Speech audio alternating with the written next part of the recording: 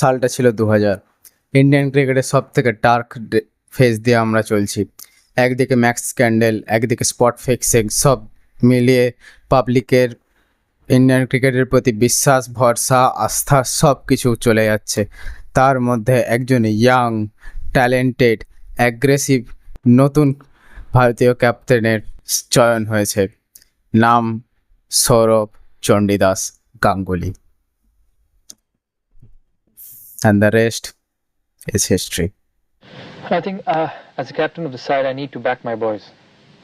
They are all young, they all want to do well, they're exceptionally talented. And I think we, not only me, the selectors and the board, all together have to back a cricketer, pick him, look after him for a certain span of time.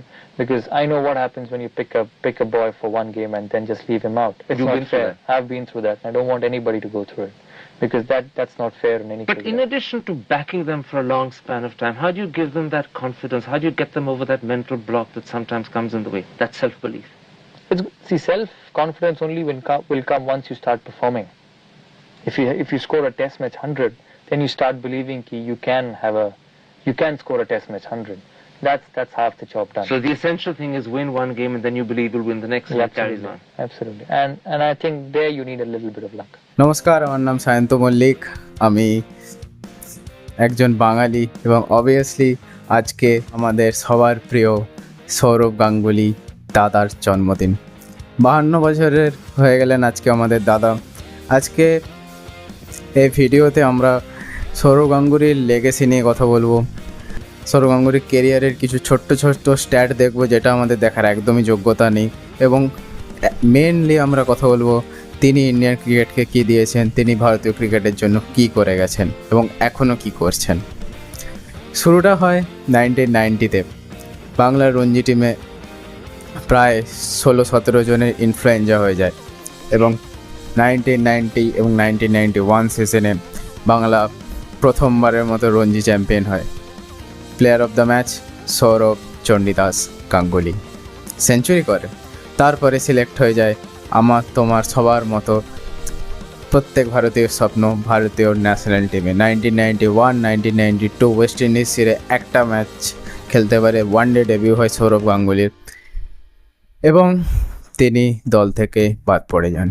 কারণ arrogance, কারো কথা না শোনা, princely হাবভাব।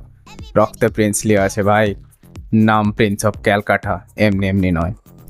কোনো অসুবিধা নেই, চলে যান ঘরে। এসে ফার্স্ট ক্লাস ক্রিকেট খেলতে থাকে। 1996-এ আবার একটা চান্স আসে। ডেটটা হচ্ছে 20 জুন 1996।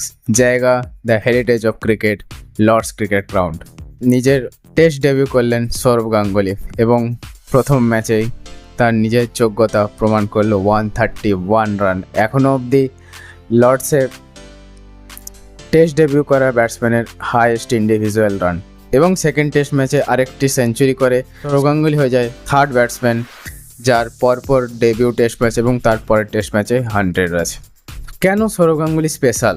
ইন্ডিয়ান ক্রিকেটে অনেক ক্যাপ্টেন এসেছে, এখনও আছে, কিন্তু কেন আমরা সৌরভ গাঙ্গুলি বলতেই ইমোশনাল হয়ে যাই? বাঙালিরা তো হই, অনেক অবাঙালি, প্রত্যেক ভারতীয় ক্রিকেট ফ্যানরা কেন ইমোশনাল হয়ে যায়?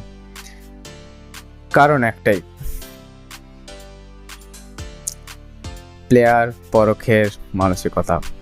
ভাই, সৌরভ গাঙ্গুলি যে প্লেয়ারগুলোকে পিক করেছে, সে যুবরাজ সিং হোক, সে হরভজন সিং হোক, সে বীরেন্দ্র সেহবাগ হোক, সে আমাদের ফিউচার ক্যাপ্টেন MS ধোনি হোক, মোহাম্মদ ক্যাফ হোক, জাহির খান হোক, এভরিবডি সবাই পরে সুপারস্টার, বড় বড় ইন্ডিয়ান ক্রিকেটের লেজেন্ড হয়ে বেরিয়েছে। এবং মানুষের মধ্যে অদ্ভুত ব্যাপার ছিল, মানে দেখতো যে হ্যাঁ এ খেলবে, খেলে দিয়েছে। মোহাম্মদ শামিকে তার আর্লি ডেজে প্রচুর সাহায্য করে, প্রচুরভাবে তাকে যত্নে রাখে যাতে বেঙ্গল ক্রিকেটকে পরে সে ফেরত দিতে পারে। আজ মোহাম্মদ শামি ইন্ডিয়ান ক্রিকেটে one of the best fast bowler. এরকমভাবে যদি শুরু করি এখন ভিডিওটা প্রচুর লম্বা হয়ে যাবে গাইস, কিন্তু সেকেন্ড যে জিনিসটা জন্যে আমার সৌরভ গাঙ্গুলিকে আমার মতে the best captain India has ever gate, সেটা হচ্ছে অ্যাগ্রেশন। আমরা ম্যাচ জিততে আসি, আমরা ড্র করতে আসি না, আমরা হারতে আসি না, আমরা জিততে আসি। জেতার জন্য অনেক সময় আউট অফ দ্য বক্স গিয়ে ভাবতে হয়, অনেক সময় অ্যাগ্রেশনের সঙ্গ নিতে হয়। এই অ্যাগ্রেশন অনেক সময় আপনাকে একদম নিচে নামিয়ে দিতে পারে, আবার অনেক সময় উপরেও তুলে দিতে পারে। সৌরভ গাঙ্গুলির ক্ষেত্রে সেকেন্ডেরটাই হয়েছে, অনফিল্ড অ্যাগ্রেশন, এবং ছাড়বো না, লাস্ট বল অবধি ছাড়বো না। ওকে, যেদিন হারাবে সেদিন আমরা হেরে যাব, কিন্তু আমরা জিতবো। জেতার যে মেন্টালিটিটা, সেইটা ইন্ডিয়ান ক্রিকেটকে সৌরভ গাঙ্গুলি দিয়েছে। বাইরে গিয়ে আমরা টেস্ট ম্যাচ জিততে পারি, এই মেন্টালিটিটা সৌরভ গাঙ্গুলি দিয়েছে। বাইরে গিয়ে আমরা সিরিজ জিততে পারি, এই মেন্টালিটিটা সৌরভ গাঙ্গুলি দিয়েছে। বাইরে আমাদের ব্যাটসম্যানরা ওভারকাস্ট কন্ডিশনে সুইং বল ফেস করতে পারে, এইটা আমাদের সৌরভ গাঙ্গুলি দিয়েছে। আর সৌরভ গাঙ্গুলি যখন কি দিয়েছে সেটা কথা হচ্ছেই, তখন শেষ করে ফেলি। 2015 সালে সিএবির প্রেসিডেন্ট হয় সৌরভ গাঙ্গুলি, আমরা সবাই জানি। তারপরে এটাও আমরা জানি 2016 সালের ফাইনাল T20 ওয়ার্ল্ড কাপের কিন্তু ইডেন গার্ডেন্সে হয়। সৌরভ গাঙ্গুলি 2015 থেকে 2019 অবধি সিএবির প্রেসিডেন্ট থাকে, এবং যতদিন প্রেসিডেন্ট থাকে ততদিন বাংলাদেশ ইডেন গার্ডেন্সে সিএবিতে প্রচুর উন্নতি হয়েছে। ভেতরের খবর আমি সত্যি সব কিছু জানি না, কিন্তু বাইরে থেকে যা যা দেখেছি, নতুনভাবে ইডেন গার্ডেন্সকে তৈরি করা হয়েছে। 2016 সালে ওয়ার্ল্ড কাপে আগে আমরা খুব ভালো করেই জানি, 16 সালে ওয়ার্ল্ড কাপের ফাইনাল ওখানে হয়। ইন্ডিয়া ভার্সেস পাকিস্তান 2016 সালে ওয়ার্ল্ড কাপে ওখানে হয়। এনেছে, প্রচুর ম্যাচ এনেছে। এখন ইডেন গার্ডেন্সের অবস্থা কি ম্যাচ হয় ওয়ার্ল্ড কাপে সে আমি আরও আলাদা করে বললাম না, কিন্তু এককালে হয়েছে। তারপরে আসে 2019 সালে সৌরভ গাঙ্গুলি হয় বিসিসিআইয়ের প্রেসিডেন্ট। বিসিসিআইয়ের প্রেসিডেন্ট হয়ে সৌরভ গাঙ্গুলি কী করেছে? অনেকে বলবে এখন বিরাট কোহলিকে ক্যাপ্টেন্সি থেকে সরিয়েছে। হ্যাঁ, ঠিক কি, বিরাট কোহলিকে সৌরভ গাঙ্গুলি ক্যাপ্টেন্সি থেকে সরিয়েছে, কিন্তু কারণটা কী ছিল? কারণটা এই ছিল না, বিরাট কোহলি সেই স্ট্রাগলটা ফেস করছিল যেটা 1997-এর সচিন তেন্ডুলকর ইন্ডিয়ান ক্যাপ্টেন হয়ে ফেস করেছিল। বিরাট কোহলি তার পারফরমেন্স দিতে পারছিল না। ক্যাপ্টেন্সি, ইন্ডিয়ান ক্রিকেট টিমের ক্যাপ্টেন্সি 3 ফরম্যাটে, it's not a piece of cake, it's not a joke man. 3টা ফরম্যাটে, লোকের একটা ফরম্যাটে করতে গান ফেটে যায়। 3টা ফরম্যাটে ক্যাপ্টেন। বিরাট কোহলি তার বেস্ট পারফরমেন্স দিতে পারছিল না। সৌরভ গাঙ্গুলি টাইমে Virat Kohli red ball cricket থেকে তার ক্যাপ্টেন্সি সরিয়ে নেয়। যখন রেড বল ক্রিকেট থেকে ক্যাপ্টেন্সি সরিয়ে নেয়, তখন সৌরভ গাঙ্গুলি সাজেশন দিয়েছিল বিরাট কোহলিকে যে তুমি 3টা ফরম্যাটে ক্যাপ্টেন্সি ছেড়ে দাও এবং নিজের পারফরমেন্সের উপর ফোকাস করো। 2021 সাল 2020 সালের পর থেকে বিরাট কোহলি তার 2012, 13, 14 ফর্মতে আমরা দেখেছি। কারণ একটাই, মাথায় চাপ ছিল না, এবং রোহিত শর্মাকে ক্যাপ্টেন করার পিছনেও সৌরভ গাঙ্গুলি হাত আছে। হ্যাঁ, যখন রোহিত শর্মা ক্যাপ্টেন হয় ইন্ডিয়ান ক্রিকেট টিমের 3টে ফরম্যাটে, তখন সৌরভ গাঙ্গুলি ছিল বিসিসিআইয়ের প্রেসিডেন্ট। এবং এখন যে ফার্স্ট ক্লাস ক্রিকেটাররা যে স্টেবিলিটি নিয়ে খেলছে, যে তাদের অ্যাকাউন্টে টাকা আসবে, প্রত্যেক ক্রিকেট বোর্ডকে ফ্যাসিলিটি বাড়ানো থেকে আরম্ভ করে প্রত্যেক ক্রিকেটারের পে বাড়ানো পর্যন্ত সমস্ত ইন্ডিয়ান ক্রিকেটের যে বেস স্ট্রং করা, সেই কাজটা করেছে নির্দ্বিধায়, চুপচাপ হয়ে সৌরভ চণ্ডীদাস গাঙ্গুলি। আমি জানি না সৌরভ গাঙ্গুলি হেটার ইন্ডিয়াতে থেকে কিভাবে হতে পারে, কিন্তু আছে অনেক বাঙালিরা আছে যারা সৌরভ গাঙ্গুলির হেটার। এর 2টো কারণ হতে পারে, আইদার তারা ক্রিকেট বোঝে না, আর 2 নম্বর তারা গ্রেটনেস বোঝে না। এদের দ্বারা এদেরকে বুঝিয়ে লাভ নেই। আমরা 1% লোকের জন্য 99% লোকের ফিলিংসকে, তাদের চাহিদাকে মারতে পারি না। এরপর যখন সৌরভ গাঙ্গুলির লেগেসি নিয়ে কথা হচ্ছে, তখন ক্যাপ্টেন্সি লেগেসি নিয়ে আমরা একটু কথা বলে নিই।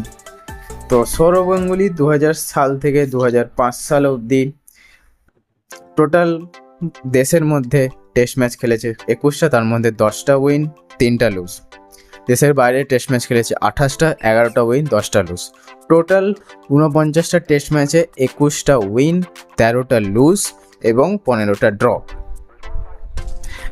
বলে রাখা ভালো, এই যে উইনিং পার্সেন্টেজটা 2000 থেকে 2005 সাল অবধি, এটা বেস্ট ছিল till Virat Kohli break that record in 2021 or 22 maybe, ঠিক মনে নেই। বাট দেশের বাইরে, যেটা আমি আগেও বললাম, দেশের বাইরে আমরা টেস্ট ম্যাচ জিততে পারি, এবং শুধু টেস্ট ম্যাচ নয়, টেস্ট সিরিজ জিততে পারি। যেটা তোমাদের মনে রাখা উচিত যে 2002 সালে যে ইন্ডিয়া ইংল্যান্ডের ন্যাটো সিরিজ হয়, সেটা আমরা জিতে নিতাম যদি না ফাইনাল লর্ডসের টেস্টটা বৃষ্টির জন্য সোয়াইপ আউট না হয়ে যেত। হেডিংলি টেস্ট নিয়ে একটা সম্পূর্ণ আলাদা ভিডিও করব, ওটা the test match which change the Indian dynamics on foreign soil. Okay, এরপর ওডিআইতে যদি আমি দেখি, 36টা ওডিআই দেশের মধ্যে, তার মধ্যে 18টা উইন 18টা লুজ 50%, এবং দেশের বাইরে 51টা ওয়ানডের মধ্যে 24টা উইন 24টা লুজ, এবং নিউট্রাল মানে আবুধাবি, শারজা যেরকম হতো আগে, নিউট্রাল গ্রাউন্ডে 49টা ম্যাচের মধ্যে 34টা উইন 23টা লুজ। তো টোটাল 146 ওয়ানডের মধ্যে 76টা উইন 65টা লুজ। মনে হবে যে এমন কিছু না আহামরি, কিন্তু কিন্তু কিন্তু ইন্ডিয়ান ক্রিকেটের ডায়নামিক্সটা 2000 সালের আগে অবধি ইন্ডিয়ান ক্রিকেট অন্য রকম ছিল। আমরা ভয় পেতাম, আমরা অস্ট্রেলিয়ায় যেতাম না। আমরা লাস্ট অস্ট্রেলিয়া গেছিলাম 1991-এ, তারপরে অস্ট্রেলিয়াতে গেছিলাম 1999-এ, তারপরে অস্ট্রেলিয়া 2001-এ এসেছে। সেটা নিয়েও একটা আলাদা পুরো ভিডিও করা যায়। বললাম না, সৌরভ গাঙ্গুলির যদি লেগেসি ধরা যায় না, বলে শেষ করা যাবে না। অনেক ছোট ছোট পয়েন্ট আছে, যেইখানে লুপ হোল এসেছে ইন্ডিয়ান ক্রিকেটে, সেইখানে সৌরভ গাঙ্গুলি প্যাচ হয়ে কাজ করেছে, নিঃশব্দে কাজ করেছে। সমস্ত কন্ট্রোভার্সি নিজে নিয়েছে, সে ক্রেগ চ্যাপেলের সময় হোক কি বিরাট কোহলিকে ক্যাপ্টেন্সি থেকে সরানোর সময় হোক। সৌরভ গাঙ্গুলি সবাইকে আশ্বাস দিয়েছে যে তুমি তোমার কাজ করো, তুমি খেলো, তুমি দেশকে এগিয়ে নিয়ে যাও, আমি তোমার সঙ্গে আছি। And he means that guys, he means that. সেটা যদি না হতো, 2001 সালে একটা এনসিএ ড্রপ আউট হরভজন সিংকে the most important test series border Gavaskar ট্রফিতে ডেবিউ করা হতো না। যদি পাশে না থাকতো, তাহলে বীরেন্দ্র সেহবাগকে নম্বর 5 থেকে ওপেনার বানাতো না। যদি কনফিডেন্স না থাকতো, যুবরাজ সিংয়ের মতো একটা ক্লাব বয়কে ইন্ডিয়ান লেজেন্ড করতে পারতো না। কমিটমেন্ট, একটাই কথা, কমিটমেন্ট। এবং আজকে সৌরভ গাঙ্গুলি 52 বছর বয়সের হয়ে গেল, কিন্তু তিনি চুপচাপ অক্লান্তভাবে ইন্ডিয়ান ক্রিকেটের জন্য আজও কাজ করে যাচ্ছেন। থ্যাংক ইউ দাদা, থ্যাংক ইউ আপনার কন্ট্রিবিউশনের জন্য। আমরা সত্যিই ধন্য, আপনার মতো একটা ক্যাপ্টেন ইন্ডিয়ান ক্রিকেট পেয়েছে, এবং লং টার্মের জন্য পেয়েছে। যে টাইমে আমরা আমাদের ক্রিকেটকে নতুনভাবে জানতে শিখেছি, আমরা ওয়ার্ল্ড চ্যাম্পিয়ন হতে শিখেছি। 90s-এ ইন্ডিয়া কী ছিল তোমরা সবাই জানো, এবং 2000-এর পরে ইন্ডিয়া কী হয়েছে আমরা সবাই জানি। মহারাজার জন্যে আজকে আমার তরফ থেকে ষষ্ঠাঙ্গে প্রণাম। এবং যদি ভিডিও তোমাদের ভালো লেগে থাকে, ভিডিওকে লাইক করবে। তোমরা কারা কারা সৌরভ গাঙ্গুলির ফ্যান, এবং তোমাদের কাদের মনে হয় Sourav Ganguly is the best captain have India ever gate, তো কমেন্ট করে যাও। ভাইকে সাপোর্ট করো, চ্যানেল সাবস্ক্রাইব করো, ভাই এরকম ইন্টারেস্টিং ভিডিও নিয়ে বারবার চলে আসবে।